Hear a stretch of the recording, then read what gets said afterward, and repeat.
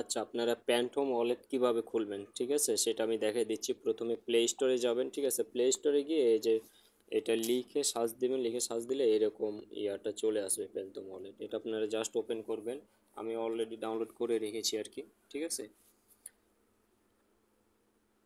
Phantom wallet কিন্তু লাগবেই, কারণ বিভিন্ন সাইট থেকে আপনারা জানেন যে টোন কিপার এবং প্যান্টম ওয়ালেট আর ট্রাস্ট ওয়ালেট, তিনটা ওয়ালেট আপনাদের লাগবেই, ফোনে রাখবেন, ঠিক আছে। তো প্যান্টম ওয়ালেটটা এই যে এরকম আপনি ওপেন করবেন, ওপেন করলে এরকম আসবে, ক্রিয়েট নিউ ওয়ালেট ক্লিক দিবেন, ঠিক আছে। তারপর আমরা নেক্সট করে দেব।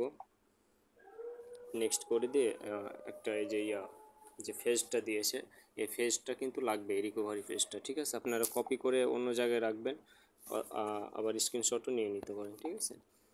স্ক্রিনশটটা নিয়ে নিলাম। ওকে, এবারে এই যে সেভ করব আমরা, তারপরে ইয়েস,